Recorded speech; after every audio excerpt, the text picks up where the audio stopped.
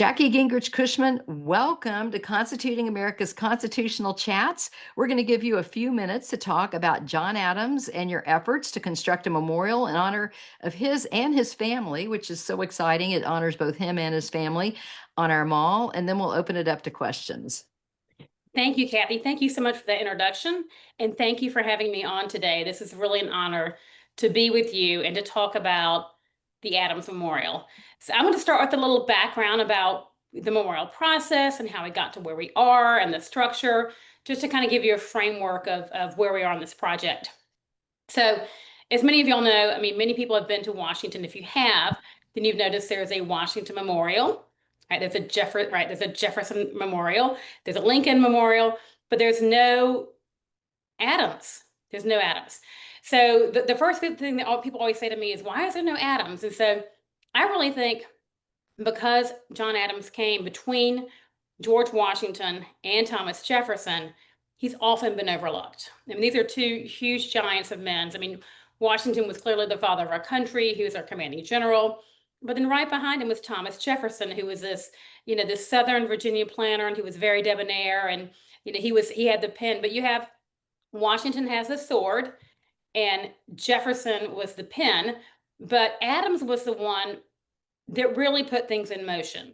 So if you think about where we are, and you mentioned, Kathy, we're about to come up on the 250th.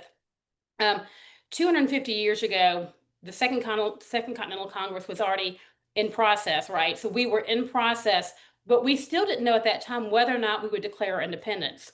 It was not a foregone conclusion. Looking back, we can say, oh, well, of course we were to declare our independence, but it could have happened different ways. Interestingly, John and Abigail were an amazing couple, and this memorial will honor not only John, but also Abigail and John Adams, Louisa Catherine and John Quincy Adams, Henry and Charles. So it's a memorial for the family, which makes it really interesting, and we can talk about that later.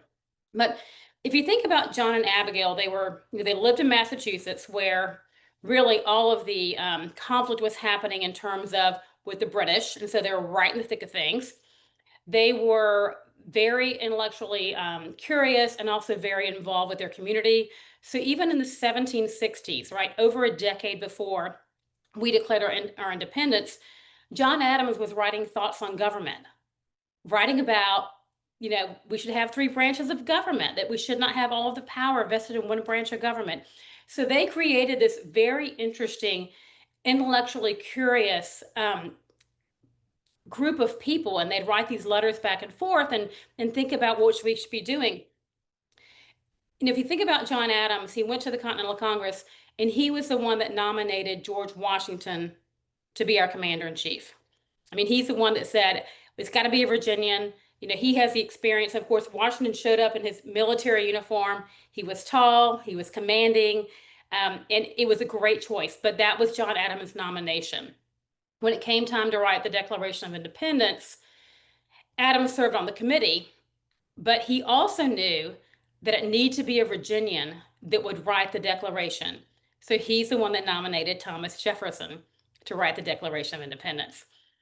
But then when it came back and when it was actually on the floor of the Continental Congress, when the debates began, John Adams was the most vocal arguer for freedom. It's really fascinating. Without John Adams, it sounds like, oh, he was kind of stuck between these two, but he was really a great force. He then goes abroad in service for his country, negotiated Dutch loans that enabled the country to continue to deal with the war. He eventually negotiated the Treaty of Paris, came back, and served as our second president. First vice president, second president. So there's so many things that the Adams family have given our country. We're so lucky. There are thousands of letters, over 1,000 letters between Abigail and John Adams. They're all available online in the Adams papers. The Massachusetts Historical Society has created all those documents. But in these letters, you can tell how hard it was for them to be apart. They sacrificed greatly. George Washington had money. Thomas Jefferson had money. John Adams did not have money. He was a circuit lawyer, so he would work in law. And so when he went off to the Continental Congress, Abigail had to figure out, how do I make this work? How do we make money? And she figured it out. She was an entrepreneur. She raised the children. She made the money for the family. She bought land. She was just this amazing figure who was clearly his intellectual equal, and made sure that, right, that he would think of different things along the way. So where we are in this process, clearly, I have had no one tell me they don't deserve a memorial. They do deserve a memorial. We have two organizations. One is the Adams Memorial Commission. That is a congressional commission to which I was appointed by President Trump. And when we met initially, I was voted in as chair of that organization. So that is again, that's a commission. We're focused just on building this memorial. We have legislation in front of Congress that I'd love to talk about more later on about what we're doing in this legislation, but we're pushing forward on the commission side. And it's a bipartisan commission. It's Republicans and Democrats, House, Senate, and congressional, and presidential appointees. We also formed a separate 501c3 foundation. So all of these memorial projects, whether it's the Eisenhower, FDR, whatever the process is, World War I was the most recent, they all formed their own 501c3 organizations to raise private funds. So we did that as well.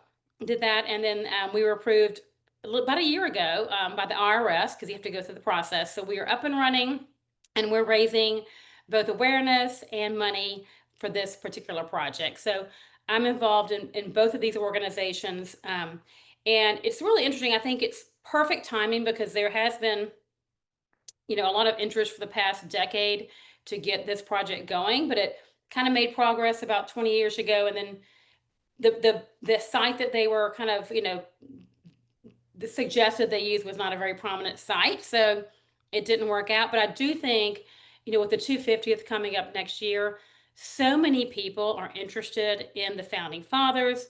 So many more people are reading about them, understanding their impact, realizing, yes, we're celebrating our 250th, but only because these people took an amazing stand and made sure it happened, right? So I do think this is the perfect time for us to push this project forward. And it is not only for again John Adams, but for the entire family, which to me is really appealing, because America is made up of families that really focus on passing values down to the next generation, and that's what the Adams did. So I'm really happy to be part of this organization, and I'm really grateful for you having me on today. Well, you're doing a great job leading it, and this is just a really exciting project. And we're so happy that you could be on today and share all that you're doing on it, and to have us and our audience learn more about John Adams and his family because they just made incredible contributions to our country. So I'm gonna, uh, Jewel, do you want to go next? Yes, so excited to jump in here. Thank you for being with us. Your work is so commendable. And on Constituting America, we have heard about the wonders of John Adams for quite a while because our founder, the wonderful Janine Turner, is a great fan of John Adams, and she shares with us so much information about him. And we do get these snippets in whether it's maybe 1776 or other pieces of work that John Adams may not have had the recognition contemporarily or even post his life that he may have had if he was more liked, I guess. We get it that he wasn't as much of a schmoozer or a politician in that way. But what I heard you describe is some fantastic political savvy and also some selflessness in the way that he had put forward the Virginians to present those articles. So could you tell us a little bit more about just was he little more about John Adams as the political animal of that he was? Like, was he just really good at politics to get those things through, and what were his gifts? That's a great question. So I would say that he was a great thinker. And part of that was his law training. So after he went to Harvard, his parents wanted him to go into the clergy. He didn't. He actually taught for a little bit, decided that that wasn't going to work, and so he went into the law and became a lawyer. And I really think that shaped his thinking in terms of how he processed information, which is so important. And he is the lawyer when the Boston Massacre happened. He's the one that defended the British soldiers from the Boston Massacre, and he knew it would cost him some business, but he knew it was the right thing to do. So the reason I'm telling you that is exactly to answer your question. He was a man that would do the thing that he thought was right, regardless of his personal consequences. And you see that over and over again. So to me, he was a really amazing strategist and kind of thinker overall. Again, he wrote the Thoughts on Government about the three branches in 1760s, which is amazing. He wrote the Massachusetts Constitution, which our U.S. Constitution is based, and he wrote that document. So he really was always thinking about how is this going to work. What he wasn't very good at, which you also alluded to, was he wasn't good in, I know we talk about now how politics is hard and nasty and personal. Nothing. I mean, the 1800 election was incredibly nasty and you know publicity driven, with lots of things that were not true said about, especially about Adams. And Adams was not good at doing that type of PR. He didn't get involved with it. He wasn't going to be part of it, which is part of why I love him. But also, Lacey, I mean, the reason he isn't quite thought about so well is because he didn't have the great PR machine that Hamilton had and Jefferson had. And if he had, maybe we would have recognized him earlier. But I would say that was probably one of his weaknesses. But my guess is, reading his letters, he was probably aware of that, and really didn't bother him because he always wanted to do what he thought was right. Ah, wonderful answer. What was his what was, just briefly, what was John Adams' political heritage on, like, I know that him and Jefferson clashed, so if we just wanted to kind of speak to on a student level answer of, we know the parties don't map on Republican and Democrat the way they Yes. did then, but what were his political views? I would say he was always, and they changed over time, and his not as much, which is, I think, is even more interesting. If you look at John Quincy, his son, who was our sixth president, he changed because, as you said, the parties were changing so rapidly back then. I want to say Quincy Adams changed parties like 6 or 7 times. It was just unbelievable because they didn't map.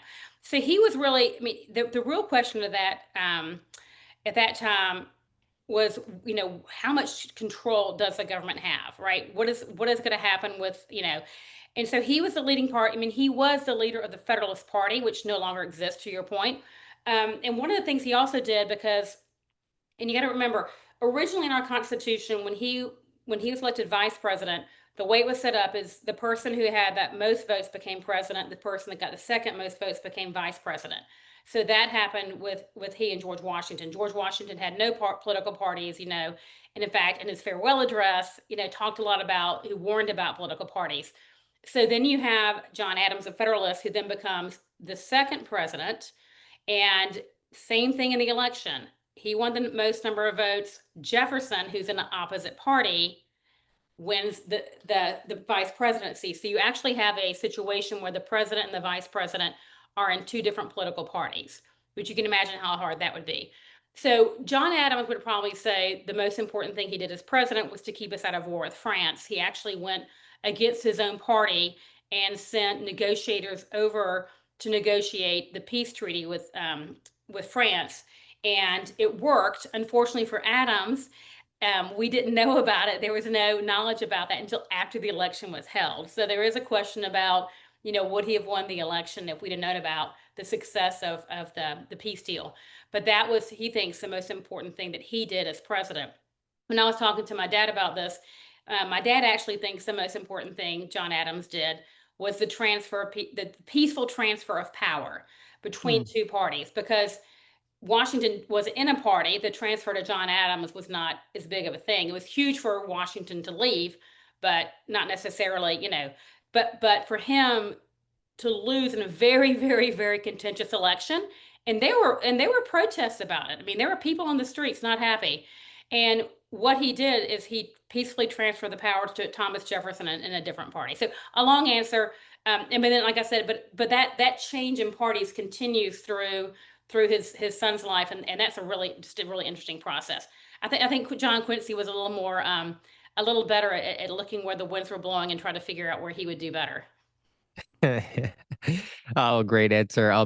You're kind of giving us a view into why the Adams Memorial Foundation has such a great mission, because this family was so dynamic in the founding of our nation and through to our legacy today. So, could you tell us a little bit about the work of the Adams Memorial Foundation, about what it was like as you came on, and then are such a prominent role now, and that it is the Adams Memorial Foundation and not just the John Adams, was so interesting. So could you just give us a little information about all that? Absolutely. Thank you for that. And it really is. It's in some ways, I think it's a little more complex because when you're talking about the Lincoln Memorial, it's Abraham Lincoln, right? It's one person, and obviously he well deserves a memorial. But with the Adams, it is much more complicated, which sometimes I think is harder, but it also provides a lot more richness to the story. And there are a couple of things I want to point out about it. One is that clearly John Adams, I mean, he's a founding father, and he could have done nothing without Abigail. I mean, I'm just going to be honest here. She kept him together. The letters he wrote to her. So she was not in Washington for his inauguration when he was inaugurated as president, and because she's taking care of his ailing mother. So she's away taking care of his mother, and he writes her, and he's like, "You must come and be with me. I have to have you with me. I can't do anything without you." He relied on her so much. She was really the cabinet of one. I mean, she really was his closest advisor. It was super important. But if you look at the family, and then you have John Quincy Adams, I think he's one of the most interesting figures. I didn't know much about him, quite frankly, until I was part of this process. Um, and John Quincy is so interesting because he was born in Massachusetts as a British subject before the Revolutionary War. He watched the Battle of Bunker Hill with his mother. He watched it happen. He then goes with his father and serves overseas in a variety of posts, and then serves on his own with other people. He becomes a Secretary of State, authors the Monroe Doctrine. He becomes our sixth president. He too only serves one term. But then he decides to go back because he is so anti slavery.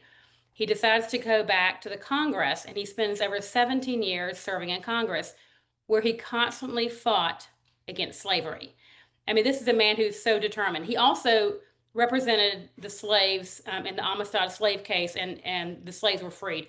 So he's such an interesting figure. Every day, there's this great story.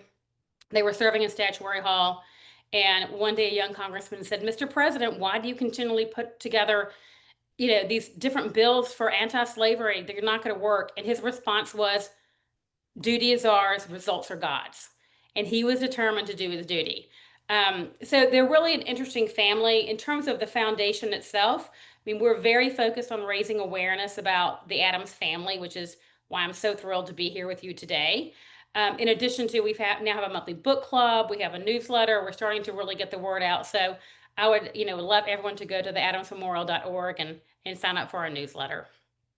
Thank you so much for that overview. There's so much more to dig into, and I know our other panelists are going to. So I'm looking forward to hearing more about the Adams family and the Adams Memorial Foundation. Thank you. Well, thank you, Jewel, and thank you, Jackie. And Janine, we know that you are just ready with all kinds of questions and comments on your very favorite founding father, John Adams.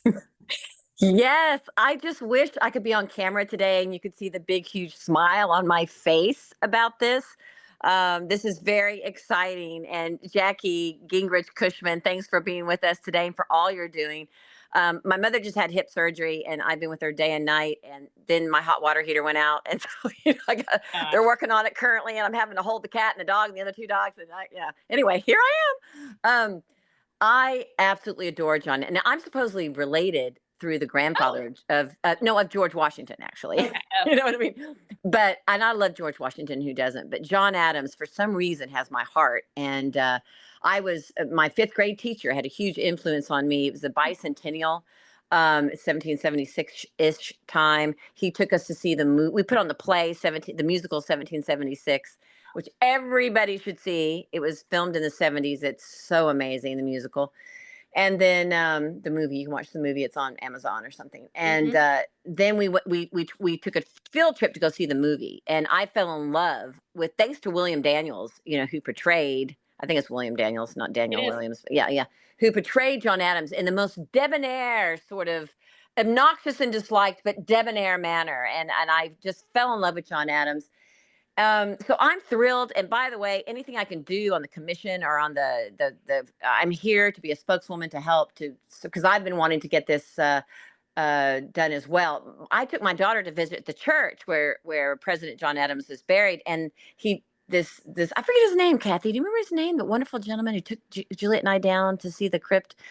Do you remember his name by chance? I'll have to look that Yeah. up. Okay. Well, he took Juliet and I, my daughter, down to the crypt, and he opened the door, and there was, the crypt of John Adams, Abigail Adams, John Quincy Adams, and Louisa Catherine Adams. And I just burst into tears. It's only like 3 times in my life I've ever done that, like projectile tears. I'm like, oh, they're right here. Oh my gosh. And I went, believe it or not, got yellow roses for his crypt, which I thought John Adams might roll over in his grave because he died arguing against Texas being admitted to the state of the union or to this United States, and I'm from Texas, so I thought, he's like, hopefully he has a sense of humor. But I guess my question is, I want to talk about too. He also wrote, thoughts on government. But he wrote the Massachusetts Constitution, and then he was also the first ambassador to the United Kingdom or England, whatever they called it at that time.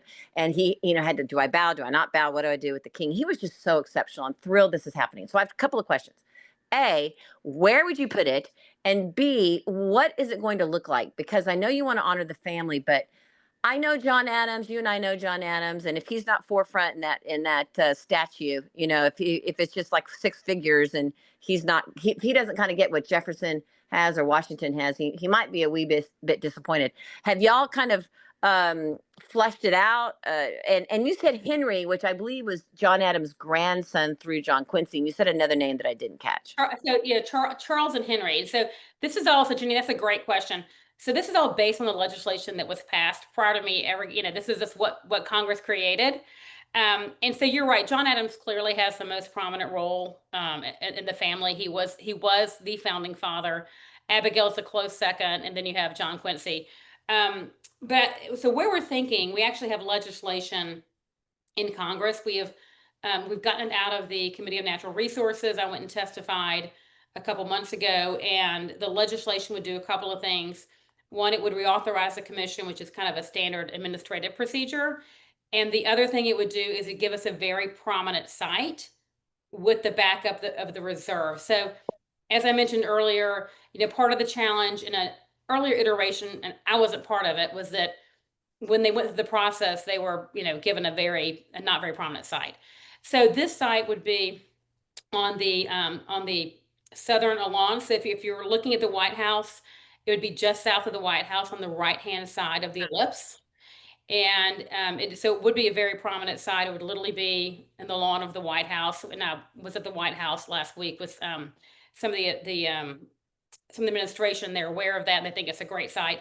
What's currently on that site, believe it or not, is a 1-story building that used to be a refreshment pavilion that has basically been abandoned because of the structure and the leakage. And so they have fencing around it, like parade fencing. And you can imagine it's not very pretty. It's been that way for years. So it would definitely be an enhancement to the area. In terms of what it would actually look like, I'll connect with y'all about this as well, but we're actually sending out some survey information. We'd love to send that to y'all as well for you to distribute it to your groups and to get input about what should be on it. Clearly, we have to have something that reflects their thoughts and their words, which are so prominent. But at this point, we're a little early for the design of it. But what we're thinking is something New England-esque, because they are from Massachusetts. It does need to reflect their heritage, and something that would really reflect their impact through their words and their writings, which has been so amazing. And again, the Massachusetts Historical Society has all of that online for anyone that wants to review it. So are they thinking, Jefferson, Abraham Lincoln is sitting in that chair. Jefferson is standing and he has this circle around him with his words. I know that in Quincy, Massachusetts, or Quincy, however they like to say it, Massachusetts, they have, like John Adams on one side of the street, I believe, and like Abigail's on the other side holding John Quincy's hand. Are they thinking, because I think, anything we can do to help raise money, because obviously you're going to need private money for this too, Yeah. correct? right? Yes, It's absolutely. really helpful since I'm an actress and an artist for people to have a visual of what it looks like. Are they thinking about a big statue of John Adams with maybe his family encircling him? I guess you answered my question. You say you don't really know yet, but I think that is helpful to have a It sketch. absolutely. We know that was going to be helpful, and we definitely are heading that way. So this is all part of the commemorative works process. It's part of the National Park Service. There is a full long process that one has to go through to put up a memorial in DC, as you can imagine. And so, quite frankly, Jenny, we're just not quite there yet. So once we get the legislation passed and we know for sure that that site is ours, then we can move into the design phase pretty rapidly. But that's just kind of where we are at this particular time. Got it. Well, it'd be cool to have an artist contest too, right? Different Absolutely, people coming but for we artists. but clearly, I mean, clearly John Adams is gonna be the most prominent, right, family member. And it's Henry and who else? Charles? Who Charles. else? So Charles is really interesting. So Charles, so Charles actually served under President Lincoln as an ambassador to the court of St. James during the Civil War. So Charles's great accomplishment, which I think is a really great accomplishment, is that he kept the British from recognizing the Confederacy during the Civil War. But who is Charles? Whose son? Charles is John Quincy Adams' son, And Henry is too, correct? grandson, and he was a Oh, historian. So, I mean, he's not quite as prominent. He was known for he writing was an some author. books. He was an author, and he did do some other things. But let's just say this was all passed before me. But yeah, so but it is a family memorial, and I do think it's super important that that we reflect the family values and that we recognize at least I'm a very strong pro family. I have two children, and I think it's really important part of the story. Oh, well, I agree with you completely. I wrote a book, Holding Her Head High, uh, eh, 12 single mothers who champion their children over 17 centuries. And Abigail Adams was one of my single mothers, and the respect that all that she did alone. And I'm getting ready to portray Abigail Adams in a project that we're doing through Constituting America. So don't get me wrong. I'm a huge fan of Abigail Adams and the voice that she was for women, and I'm a huge advocate of family. And I think the family would be a real inspiration because the legacy that you leave to your children to then carry the legacy, I think would be a great aspect of the memorial. So I was just trying to get a feeling for it. Um, well, this is awesome that you're doing this, and I encourage anyone that's listening to go check out the what is the website again? It's theadamsmemorial.org. And this has been going on for so long. So the next thing is you need to get the legends because we were there. Gosh, I took my daughter there. She was maybe 10, and they were talking about it then, and she's now 27. Yeah, I do want to say that I've only been involved, like I've only been up and running in this position for like a year and a half. So this Well, is all. we know that you have now that you're there, Jackie. You're like Kathy Gillespie, right? It's like if you're there, things are going to happen. So I Things have are happening. no doubt, no doubt, and I want to help you, Jackie. So because this is a Awesome. passion of mine, I have a flame in my heart for John Adams, and always have, as Jewel acknowledged. Right? I've been talking about it now for like 2 years, 5 years on this podcast. Well, I'm going to toss here to Noah, but in closing, I thank you. So the goal right now, and again, I think for anybody that's listening who happens to be an educator as well, it's so important to talk about the contribution that John Adams made. And you Mhm. listed so many of them. We wouldn't have George Washington without him. We wouldn't have a Declaration of Independence without him. We wouldn't have the Constitution really without him. We wouldn't have, who else did he nominate? Thomas Jefferson. You know, and the thing is, he had that little ego of his, but he could put it aside to step back for the best of the country and say it's going to be I can't lead the forces, so George Mhm. Washington, and if I want to write it, but if I write it, it won't get passed. So he was able to think for the Yeah. betterment of the country, and that's a really beautiful thing. So in closing, the goal now is to pass legislation for a monument, and that hasn't been passed yet. Is that correct? So it's not, it's for the location. So the legislation is for the specific location that may be prominent. And so it's ready to go to the floor of the House, once they're back up and running. And so hopefully that will be done. It's bipartisan. Both sides are pitching for this. And so we should be able to make good progress once things are up and running. So you have the legislation passed to do the monument. So the memorial, the commission's already been created. This is to give us a location that would be prominent and So appropriate. that's an advancement from 15, years ago. That they didn't even have that. So Absolutely. It would be a huge step for us. So we're focusing on that, and we're focusing on raising awareness, as you mentioned, and also money. great. Okay, good deal. And as you say, it's a good time. Okay, I'm going to pass to Noah. I don't want to hog all this time. Thank you, Jackie. Thank Thank you. you.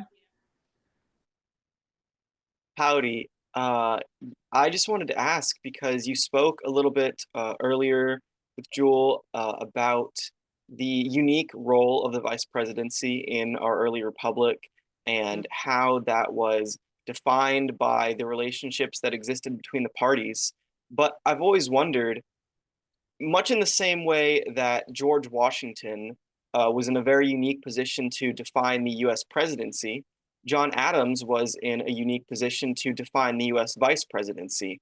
And so I wanted to ask, how do you think John Adams defined the vice presidency as an early role?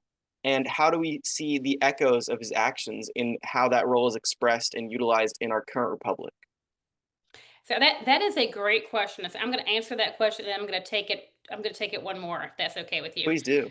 He was obviously the first vice president, and if you can imagine, he was the vice president of the father of our nation. So talk about a huge shadow, right? It's not just that he was a vice president, and we always laugh, we always laugh about the vice presidency, and they go to all the ribbon cuttings and the funerals, and they occasionally they get to go to the Senate and break a tie if they're lucky.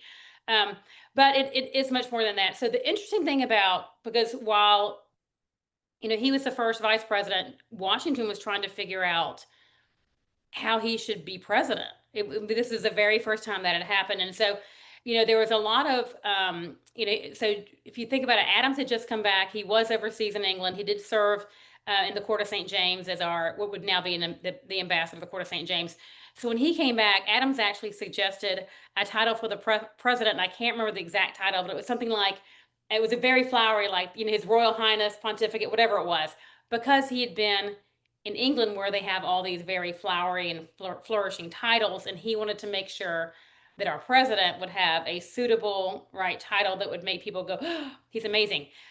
So when as Washington served as president, something actually very interesting happened. He pretty much kept Adams out of any of the direct conversations with the cabinet members. So Adams was very shut out of what was happening with the cabinet. And then when he finally took over, and after he won the election and became president, he it had never happened before. Like he was the first one to take over the presidency. He did not. He kept the cabinet members because he didn't know. Do I have the right? Can I ask them all to resign? Do they all have to stay? I mean, what are we doing here?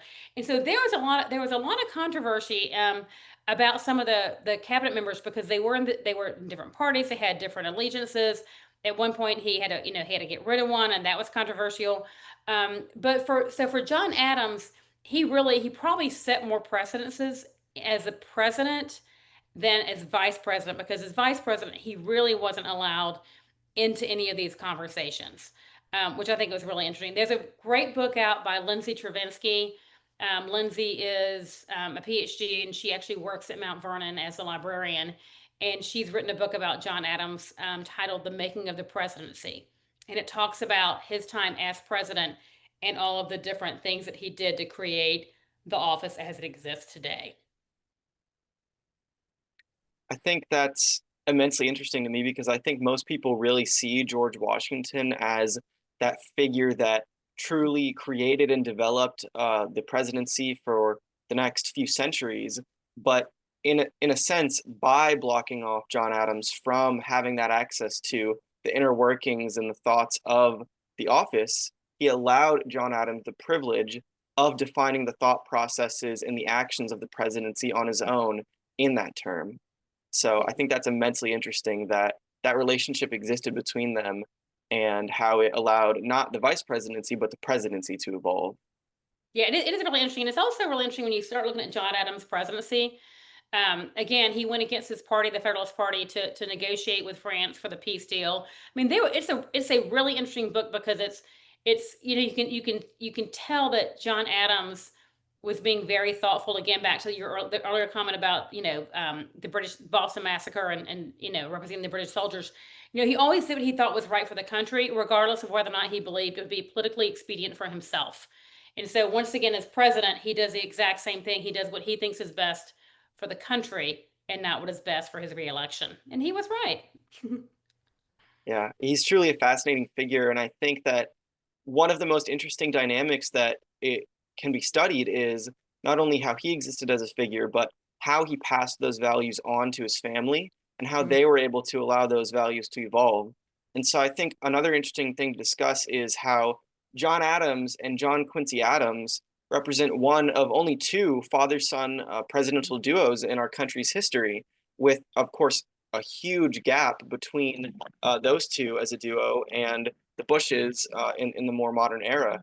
And so I wanted to ask, what does the occurrence of that phenomenon, especially so early in the history of our republic, say about the Adams family, about the politics of that era in America and within that family? And how does the foundation seek to honor that incredibly unique legacy? It is really interesting. You're right. I mean, there are only two, right, in our total history. Only, one in modern times, one originally. They were so interesting. So John Quincy went over when he was about 11 years old with his father, as his father served overseas in service to our country. So he was very, very young when he was exposed to the diplomatic corps. He then served himself in Prussia, Russia, and all over in Europe. John Quincy was probably the most traveled person of his generation. I mean, he just traveled so much. But if you look at the letters, they're fascinating letters. And again, I know I've mentioned it before, but at the Adams Papers, you can actually go search by either date or author or phrase or whatever, and it'll pull up the original reference. But he was with his father, but his mother was incredibly hard on John Quincy Adams. I mean, the letters she wrote to him, talk about a tiger mom, which we've all heard about. I mean, this is a woman who basically, there's one letter, I'm going to paraphrase, but he was young. It basically said, I would rather you throw yourself overboard on the ship than to not do what is your very best for your country. I mean, it was a really tough family. And they really focused on family, sorry, God, country, and family, probably in that order, and probably to the detriment of their children to some degree because they were so country focused. They understood, both John and Abigail and John Quincy understood that our revolution, our quest for freedom was a family project, that everyone had to be all in for it, that it wasn't just going to happen by itself. They understood very clearly the sacrifices that had to be made. And they gave them. And Abigail, in some of her letters, talks about, I wonder if people will remember how much we sacrificed, not only our lives, but our children's lives, and that they could die. And this is not only for our country, but it's really heart wrenching. So they really were an amazing family, and they worked very hard at passing down specific family values. And I think that's one of the things that's so interesting about this memorial. Would you say that it's fair to say that John Adams was an American first and a father second? Or do you think maybe that the dynamic was a bit different? And how did that dynamic evolve into the man that his son would become? That's a great question. I would probably say you're probably right. I think he probably was. I think he would probably, and this is, he would probably do what's right for his country. And I think he did again and again and again. He had two sons, one who definitely died from alcoholism, that struggled greatly. And he would not happen. It happened, I believe, when he was president or right before he became president. But he would not even talk about it. He couldn't. It was so painful for him. He could not even bring himself to even mention it because it was so tragic. But they did sacrifice a lot, and I do think he always thought, "What's the best that I can do?" And they also knew they weren't perfect. Part of the reason I think they're so interesting is because we have their letters, and their letters are so raw and real. So when George Washington died, he asked Martha to burn their letters, and she did. But we have the Adams letters, and they knew that they were going to be read. They knew they were going to be held on for posterity. And so sometimes when I think people say, John Adams is a bit thin skinned, or that's because we see his private thoughts. That's because we see exactly what he was writing to his wife, who he loved so dearly. So I do think they're an extraordinary couple, an extraordinary family. And, I just think it's really interesting the more I get to know them, the more I like them. Yeah.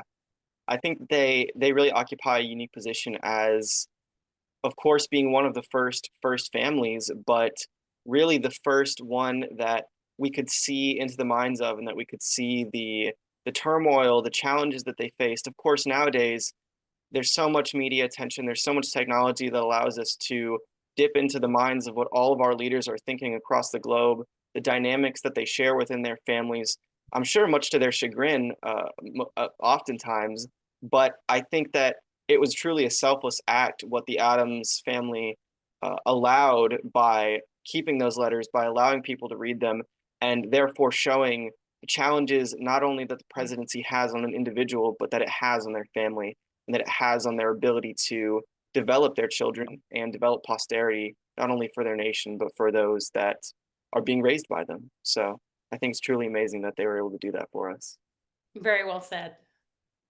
Before we go to audience questions, Janine, I think you've got something you wanted to say. Oh yeah, it's just a little bit of a statement, which is, Jackie, don't you think it's, and Noah and Jewel and Jorn and Kathy, it's really, I think we shouldn't gloss over the fact that after the revolution, it was John Adams who got the second closest amount of votes to George Washington, right?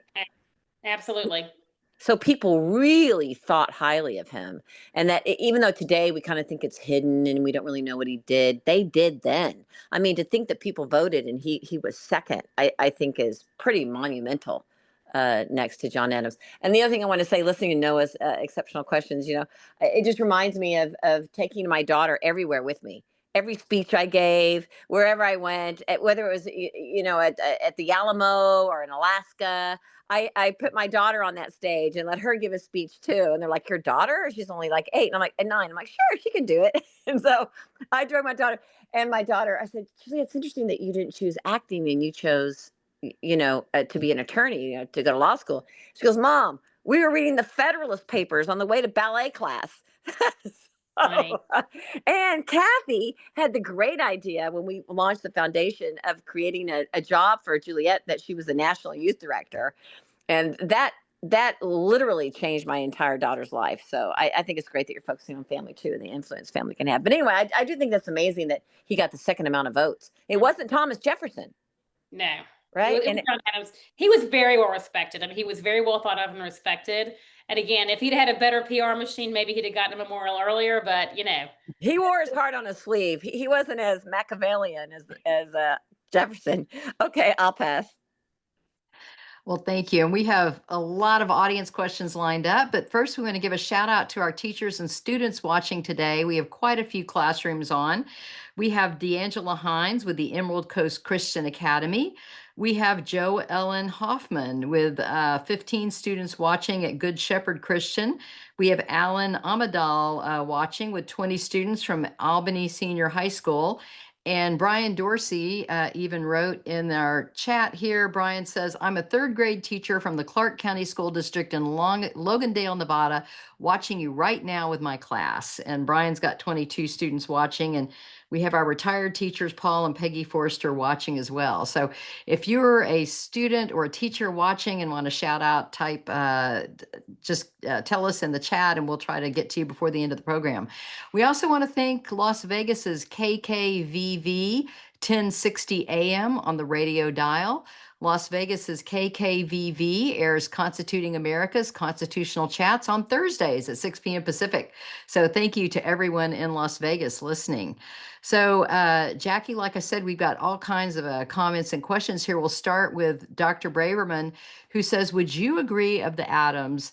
Dr. Braverman calls them the first family in war, first family in peace, and first family in the hearts of their countrymen. And that's a really great way to describe them, I think. I love that. In fact, I just wrote that down. I think that's a very good way to describe them. Thank you. Yeah, thank you, Dr. Braverman. He's one of our regular listeners, so we really appreciate your comments, Dr. Braverman. Then we'll move on here to Whitney Mason, who has a question. Whitney asks if we'd like to host a presentation on John and Abigail Adams at an event in 2026 in commemoration of the 250th. Who is the best contact to reach out to?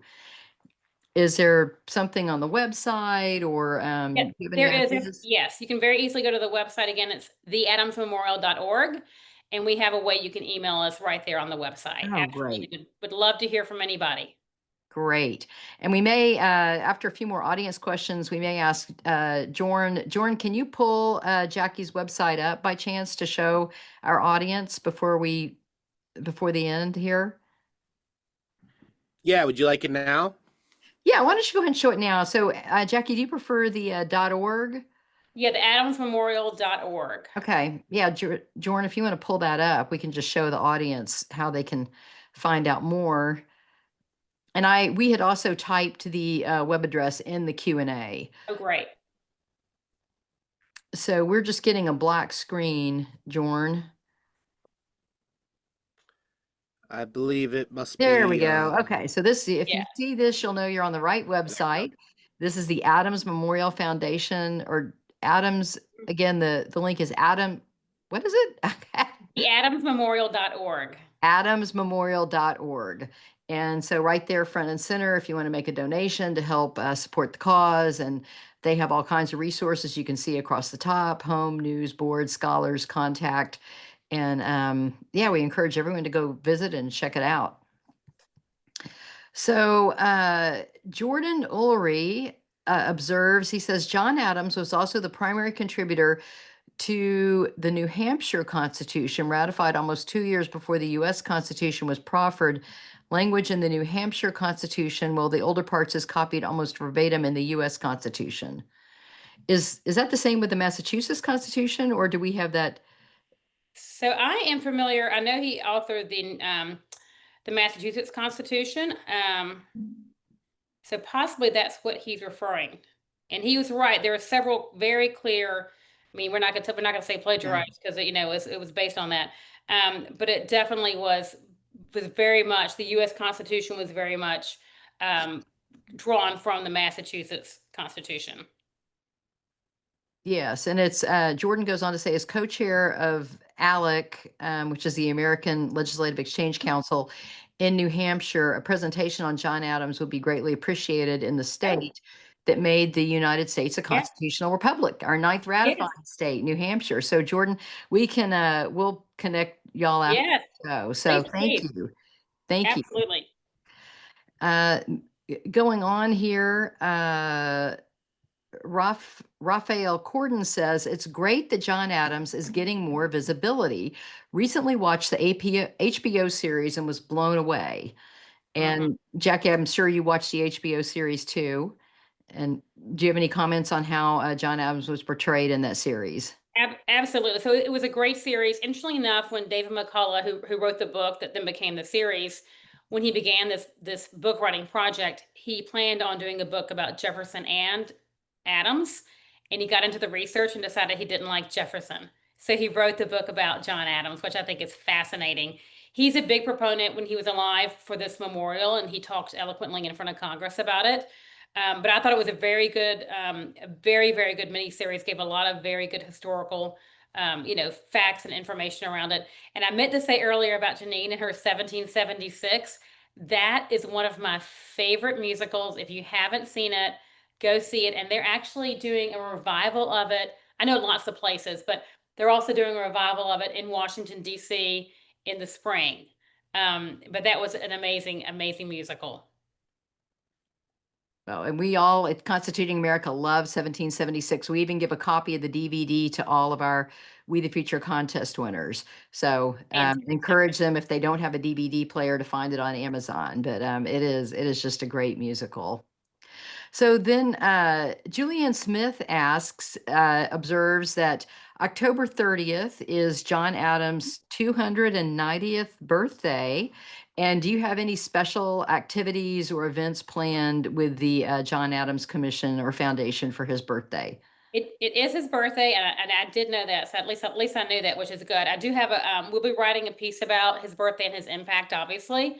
But I would love if you have any, because so you can probably tell I'm a lot older than probably many of your students that are on this this podcast. So if anyone has any like fun ideas that would be a lot more, I don't know, hip, younger, entertaining social media, please go to the website and send us information in the contact form. We'd love to have them. That would be really fun if some of Mhm. our classrooms want to have a birthday party for John Adams on October 30th and, have a cake or send you some photos. Oh, That'd be I great. love that. Yeah, that'd be Yeah, great. that would be fun. So, then we also had Tracy asks about the John Adams, the National Parks site that is the John Adams home in Massachusetts. Do you all work much with them? And so many of our listeners may be traveling for America's 250th birthday. If they go to Boston to see the Adams home there at that National Park Service site, what can they expect to see, and what is that like? So they should definitely, Janine mentioned going to the church where they were buried. So there is a lot to see in Quincy, Massachusetts. You have both the birthplaces of John and Abigail Adams not far. You have the church where they're buried. You have the family home Peacefield, which is part of the National Park Service. They also have, as Janine mentioned, they have several different parks in the city. And in fact, we do work very closely with the town of Quincy. And in fact, we are planning on going up in November for the opening of a John Quincy Adams Park, which is very exciting. They're having a new park that's opening up.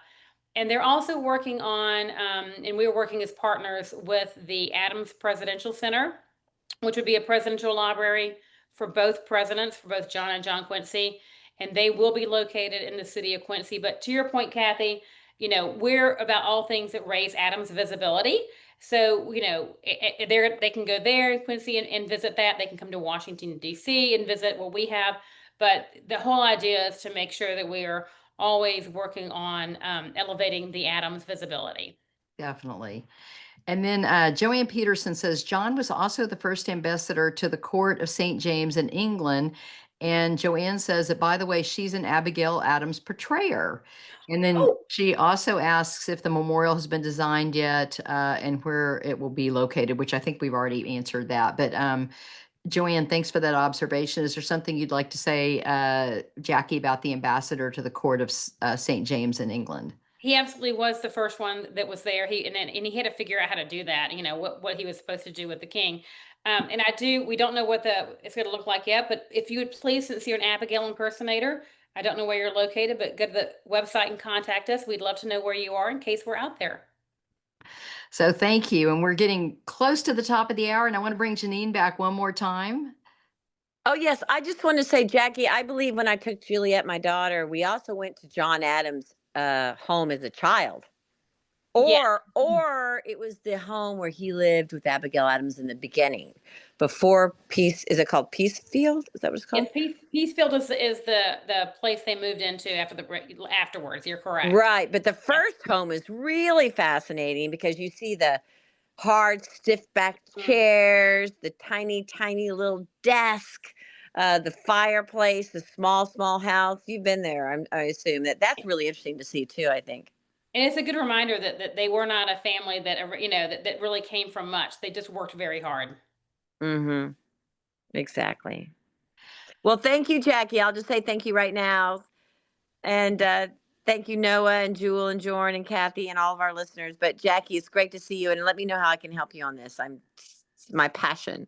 I'm thrilled. I'm thrilled to be on. Thank you so much for having me. I really appreciate it. Yeah, thank you so much, Jackie. We love learning about it, love learning about the Adams family today. So thank you for being on. And thank you to our audience. And we look forward to seeing everybody next week, Tuesday at 2 Eastern. Thank y'all.